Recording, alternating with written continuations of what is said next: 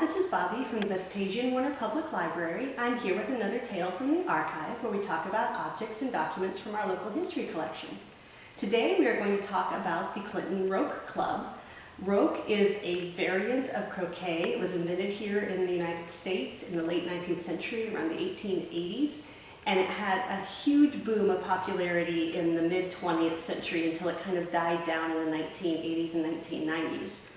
Unlike croquet, roque is played on a hard court, so not on grass, with beams or bumpers of some kind around the outer edge, and it is played with shorter mallets than you would have in croquet.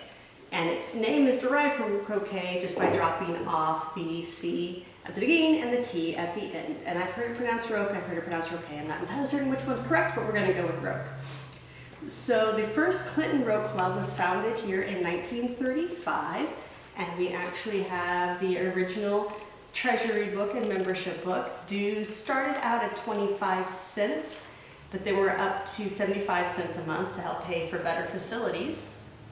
And in 1941, the Roque Club opened their very own Roque Court, which was located, and still is, at the intersection of Walnut and Main. And that was at the end of Main Street before it turned into Illini Drive, because Illini Drive didn't exist yet.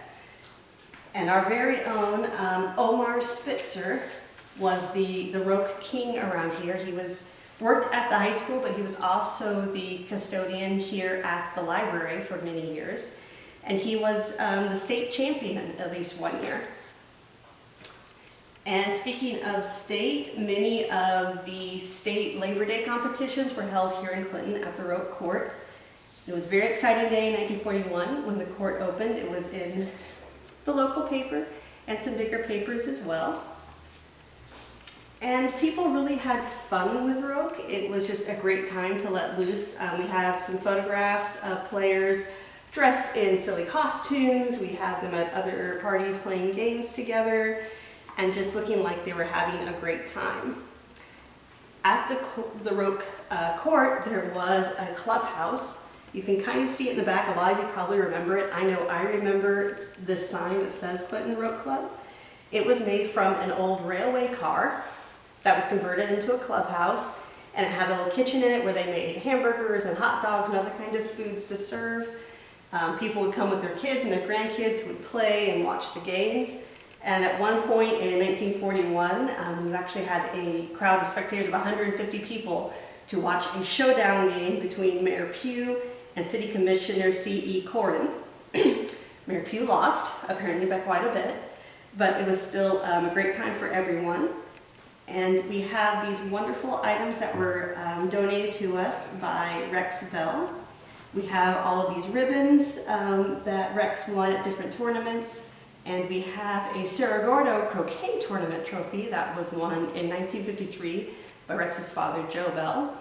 And he also donated these mallets, which you can see in this photograph. You have to bend over quite a bit and kind of have it go in between your legs to hit the ball.